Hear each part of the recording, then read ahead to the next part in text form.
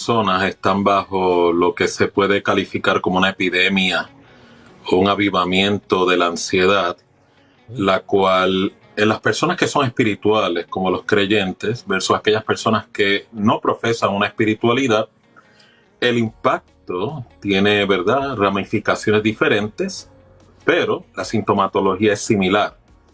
Cuando hablamos de ansiedad no es otra cosa, es que las inquietudes, los temores, los miedos o el sentido de pérdida de propósito y control en la persona a nivel psicológico secuestra el funcionamiento de la persona y por ende algunas personas experimentan este retante trastorno en el cual tienen pensamientos acelerados, taquicardia, sudorización.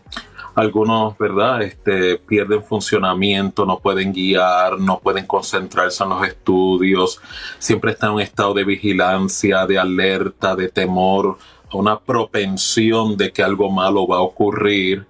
Y esto fue uno de los, ¿verdad?, de las enfermedades del alma o del pensamiento que más Cristo atacó fulminantemente, porque también tiene el poder de debilitar o anular la espiritualidad de una persona. Así que en esta intervención de esta hora, lo que quiero es orientar algunas estrategias a nivel del cambio del pensamiento, cambio de creencias, que pueden ayudar a ir debilitando y derrotando este magnífico trastorno que puede incapacitar y en algunos casos discapacitar a muchas personas. Como mencioné al inicio, la ansiedad tiene unos síntomas, pero los síntomas no es la raíz de la controversia, sino las creencias que la persona cultiva en su alma, en su psiquis y en sus emociones, es lo que alimenta y nutre esta enfermedad. Por eso, la ansiedad de un creyente versus la ansiedad de una persona que no profesa una relación con Dios es muy diferente, porque nuestras inquietudes como creyentes las canalizamos de manera absoluta y de manera exclusiva en el cuidado de Dios. Por eso usted ve que la Escritura advierte que echemos todas nuestras inquietudes, todas nuestras ansiedades sobre el Señor, porque el Señor tiene cuidado de nosotros. O sea, mientras el creyente practique, vaya perfeccionando esa destreza a través de las plegarias, la oración, el vivir por fe, el andar por el Espíritu, los estresores ambientales, los estresores internos que pueden secuestrar y destruir de la vida de cualquier persona, no tienen ya ese impacto en la persona, porque su seguridad psicológica, su seguridad existencial está ubicada en Dios. Sin embargo, las personas que no profesan una espiritualidad, que es lo que quiero hacer la intervención de hoy por aquellas personas que no profesan una espiritualidad, pero escuchan esta emisora de radio, pues quiero regalarle algunas herramientas de cómo poder derrotar la misma. La primera: haga la paz y reconcíliese con su pasado. Personas que no hacen las paces con su historia son las personas que hipotecan y secuestran su presente y su futuro a la ausencia de un cambio. Esto significa que hay personas que han sufrido situaciones de pérdida, fracaso, ausencia de perdón, rencor, o en alguna manera se han juzgado de manera negativa acerca de su identidad, de su valía. Y en vez de darle una clausura a esa deuda, lo que hacen es que esconden, suprimen, silencian esa angustia.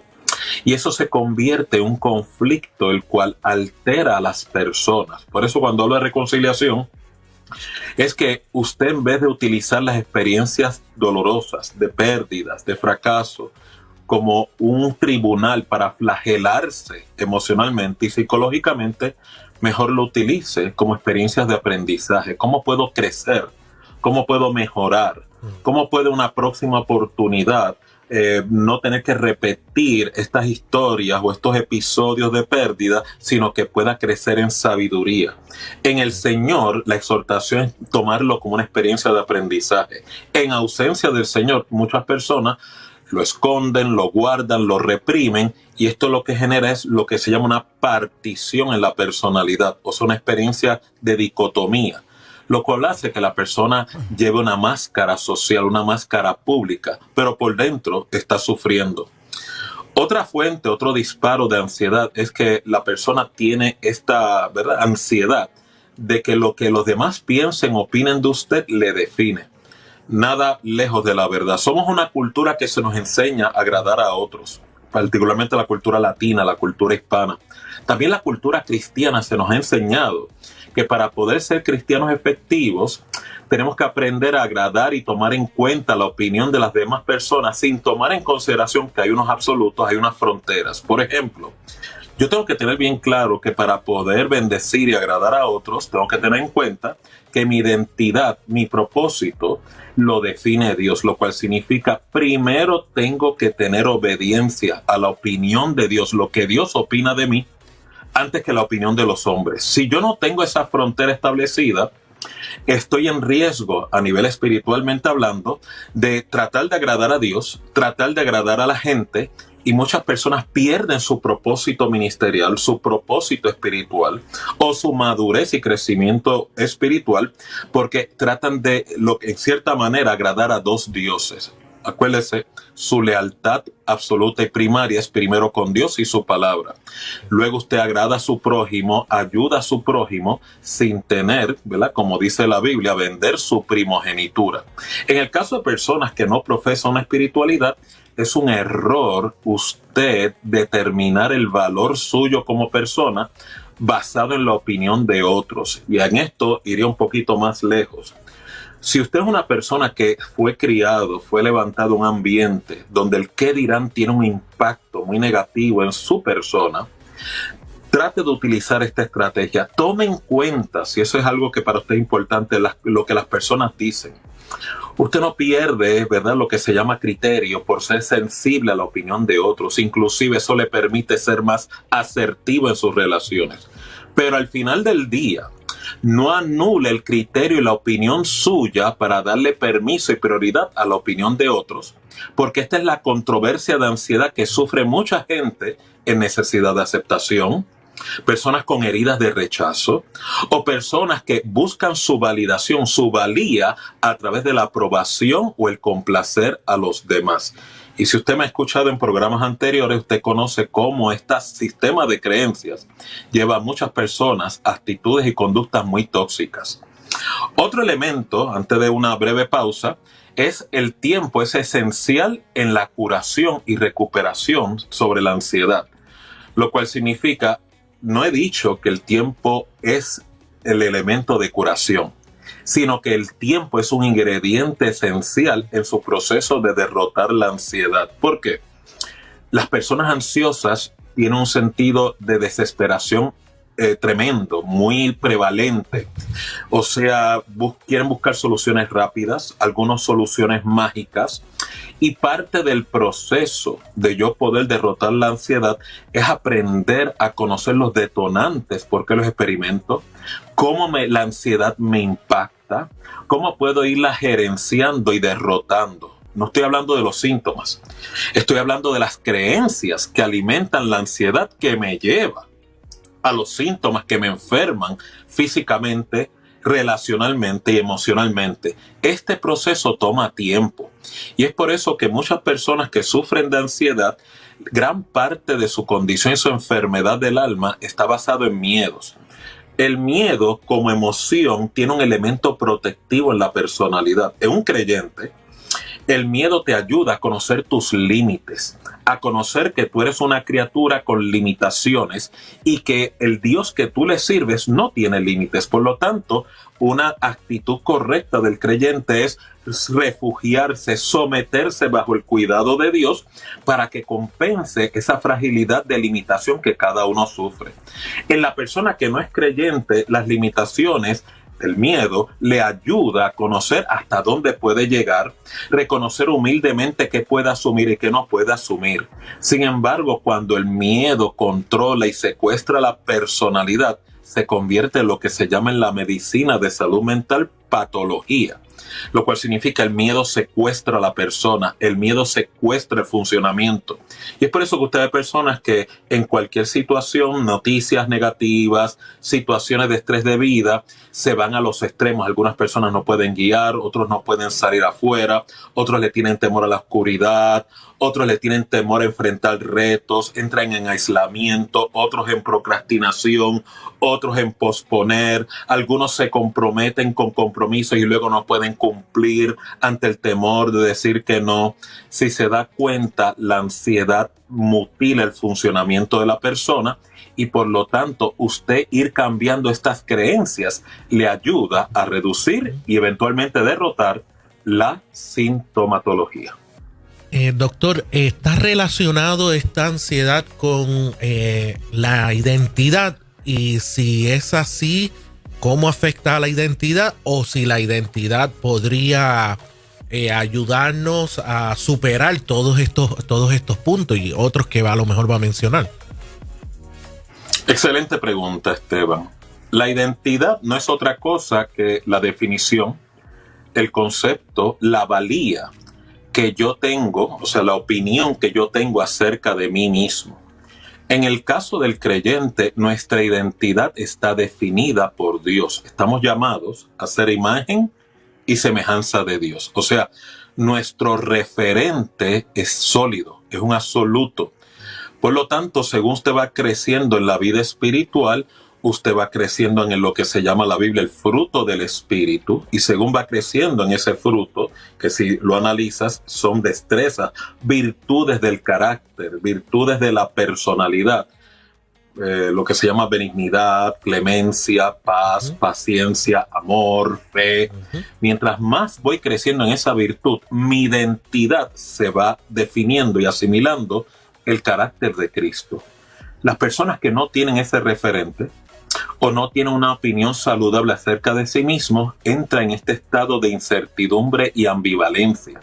Y es por eso que vas a ver a muchas personas, particularmente adolescentes, navegando en diferentes modelos, en diferentes referentes, donde identificarse, donde utilizar una referencia, donde puedan insertarse o tomar una identidad prestada que en realidad no representa su verdadero referente, su verdadera identidad.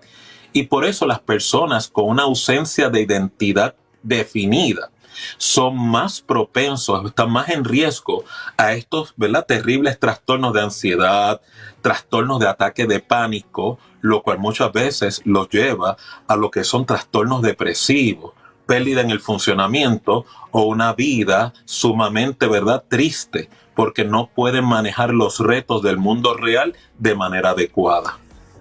Doctor Peter, sobre el asunto del tiempo, incluso se han hecho hasta canciones con eso, el tiempo curará las heridas. ¿Cuán real es eso? ¿Cuán cierto es? ¿Y qué implica eso? O sea, ¿es dejar que pase o mientras pasa yo debo accionar? Y como usted nos ha desafiado, tal vez trabajar con esos conflictos que uno los quiere ignorar, pero aunque se ignoren, siguen ahí como la bola de nieve. O sea, eso sigue aumentando, creciendo, y cuando vemos a ver, nos incapacita para relacionarnos con otros. Precisamente, el tiempo como esencia no representa un elemento curativo. O sea, yo puedo tener una raíz de amargura, puedo tener una controversia con alguna otra persona, puedo tener un conflicto y yo decidir voy a atenderlo en un par de días. Ahí en ese mismo momento se activa lo que es la esencia del tiempo y yo no darle seguimiento a esa controversia, no atender cómo la voy a manejar, cómo la voy a analizar y cómo otorgarle una eventual clausura. Si te das cuenta, al yo restarle función de responsabilidad propia a ese elemento de tiempo, el tiempo sigue caminando, el tiempo sigue pasando, pero lo que realmente estoy haciendo, que es lo que le ocurre a multitud de personas, lo que están haciendo es reprimiendo, internalizando y, para decirlo en palabras puertorriqueñas, engavetando la controversia. Pues claro, según va pasando el tiempo, la intensidad del malestar, de la emoción negativa asociada a la controversia, comienza a dormirse, comienza a atenuarse. No significa que se resolvió la controversia. Y es por eso que vas a encontrar personas que cuando tienen conflictos más adelante similares al que no lograron resolver, se le acumula o se le despierta el conflicto anterior con el conflicto presente, entonces hay una doble carga. Y es por eso que tú ves que muchas personas batallan con fantasmas mentales, fantasmas del pasado. Y estas son las personas que la Biblia advierte son presa fácil a lo que Pablo llamaba los dardos de fuego del maligno. Y es por eso que algunos, ¿verdad?, se desesperan, pierden control de sus circunstancias, por la sencilla razón de que no han tenido y no se han dado la oportunidad de aplicar lo que es higiene del alma, higiene del pensamiento y, en casos más importantes, higiene espiritual. Uno de los puntos que usted planteó sobre lo que los demás piensen de nosotros no nos debe definir, va vinculado también con el hecho de no comparar la vida con otros. Las redes sociales a veces nos impulsan a establecer valía y da ansiedad ese tipo y de... genera eso, mucha ansiedad. ¿Cómo manejamos eso, doctor? Sí, precisamente en esta era informática, ¿verdad? Vemos, contemplamos, ¿verdad?, episodios, experiencias, y la gente tiene que tener una norma bien clara en sus pensamientos, en lo que es la interpretación, la percepción de la realidad. Rostros vemos, corazones no vemos. El hecho de que una persona proyecte una vida glamorosa, una experiencia, ¿verdad?, de felicidad, son episodios. Nadie, excepto esa persona, conoce sus verdaderas realidades. Por lo tanto, si usted es de los que se impone una presión en cuanto a utilizar referentes o utilizar la vida de otros como una forma para compararse, el problema es que en el momento que usted entre en ese ejercicio comparativo ya entró con pérdida, porque usted está midiendo su valía, está midiendo su identidad, está midiendo lo que es su experiencia basado en la experiencia de un desconocido. Si aún así usted quiere hacer comparación, la mejor estrategia comparativa saludable es compárese con usted mismo. Si la persona del día de ayer está teniendo un progreso de mejoría a la persona que soy hoy, si la persona que yo fui hace 6 meses ha logrado alguna mejoría a la persona que actualmente soy. Por eso es que es bien importante que cuando usted aplique juicio, lo haga con justicia. Esto fue una de las advertencias más importantes que Cristo determinó. Juzgarlo todo con justo juicio, porque esos criterios comparativos que están basados en injusticia, muchas veces la raíz de mucha turbulencia, tanto psicológica y emocional. Con esto concluyo. Otras, ¿verdad?, estrategias para poder derrotar la ansiedad es que está bien que usted no sepa todas las respuestas. Hay gente que en su vida profesional, en su vida familiar o de pareja, piensan que si no tienen respuesta a todo, son inadecuados, son incompetentes y nada más lejos de la realidad. Estas son las personas que tienen la creencia de que si yo no tengo soluciones, soy un fracaso, soy un incompetente o pierdo efectividad a nivel de persona. Nada más lejos de la realidad. Si hay una esencia, un elemento de lo que es el fruto de la humildad, es conocer y admitir que cuando no tengo el conocimiento, no tengo respuesta, poder reconocerlo sin que esto me genere una ofensa o un agravio a mi dignidad humana. Y si usted no tiene respuesta, puede buscarla. Si usted no tiene respuesta, puede pedir ayuda. Si usted no tiene la solución, puede pedir consejo, como dice la Escritura, en la multitud de consejeros hay sabiduría. Y aún más importante y finalmente, solo usted es responsable de su felicidad o de su bienestar. Lo cual significa, mucha gente se pone esta presión o demanda o desesperación de que otros te hagan feliz, de que otros son responsables de tu bienestar, cuando en realidad usted es el único responsable de su bienestar emocional, bienestar espiritual y bienestar psicológico. Por eso es que va a ser bien importante que tenga este principio bien establecido.